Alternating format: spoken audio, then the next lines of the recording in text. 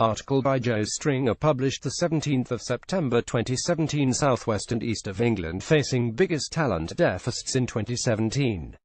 Biggest driver of talent shortages: competition between public sector bodies and infrastructure programs, with £500 billion of projects in the construction pipeline to 2021. From Joe Stringer, partner for EY Government and Public Sector.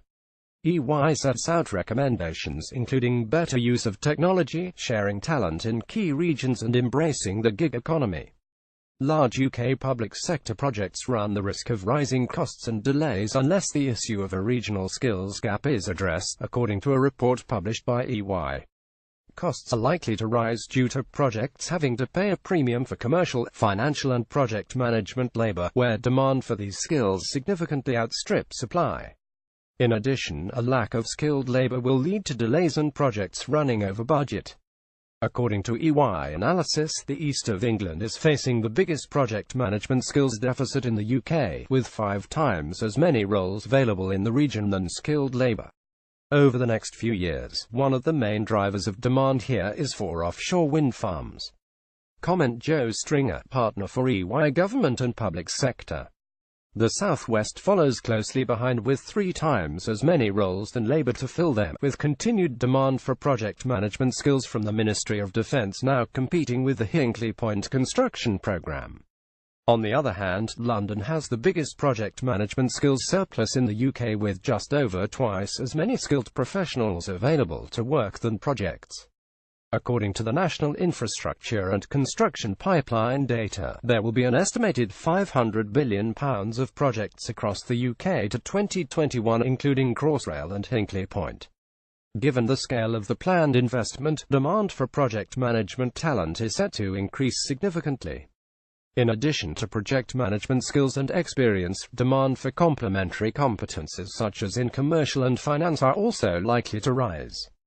Joe Stringer, partner for EY Government and Public Sector, comments, "We've never seen such an increase in demand for project management, commercial and financial skills across infrastructure and government at the same time. Combined with the geographic nature of infrastructure programs, decision makers in most regions can't assume the skills are there and need to think creatively and embrace better ways of working to ensure that they can deliver projects in a way that provides value for money." EY has set out several recommendations to tackle this impending talent crunch: share resources across departments in programs.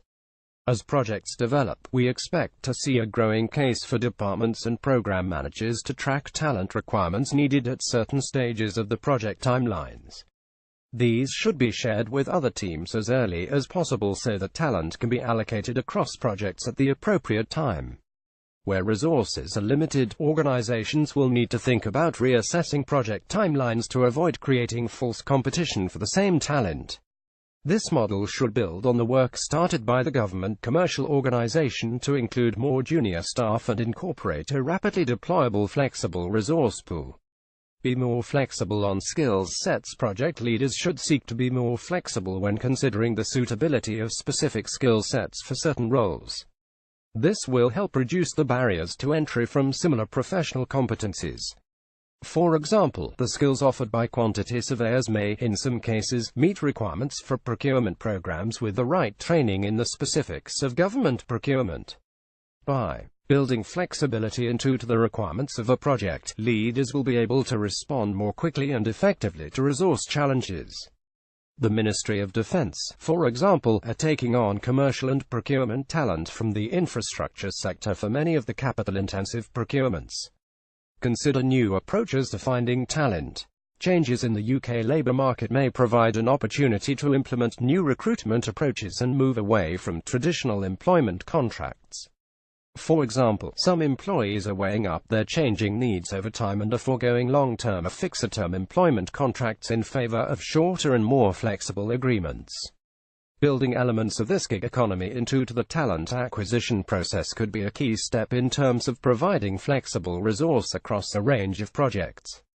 Leverage technology with increased use of remote working, mobile technology and collaboration tools. The location of employees should become less of a factor.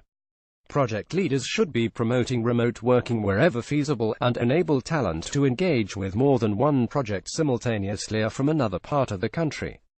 Using commercial talent in this way means they can be deployed more efficiently, and is likely to improve long-term retention.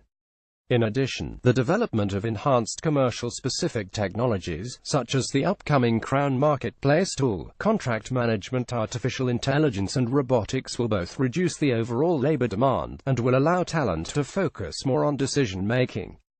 Collaborate with the private sector and professional bodies to work successfully. Changes in commercial resourcing cannot work in isolation. Instead, they need to be applied collaboratively across public and private sector projects. Professional bodies, including the Chartered Institute of Procurement Supply (CIPS), unions, recruitment consultancies and advisors all have an important role to play in the process, as very few entities have the visibility across multiple sectors demanding the same skills. They can help facilitate collaboration, provide platforms to share best practice, be sources of innovation, share industry-specific knowledge, and help attract and manage the flow of talent so that the right people are matched to the skill sets required for specific projects. Recognize the importance of taking preemptive action. Outsourcing and procurement programs are set to increase in volume and complexity over the next decade, particularly in the public sector, where there is a clear shift from large one-stop-shop contracts to government taking on more responsibility to integrate outcomes across a wider number of suppliers. Tracking the complexity of projects in the pipeline is important in order to ensure that you recruit and retain the right people. Joe Stringer concludes, waiting until the talent shortage is staring us in the face next week should NT be an option. It will take time to implement the necessary changes, so it is vital to act now to mitigate the potential impact. Share on Facebook, share on Twitter, share on Google.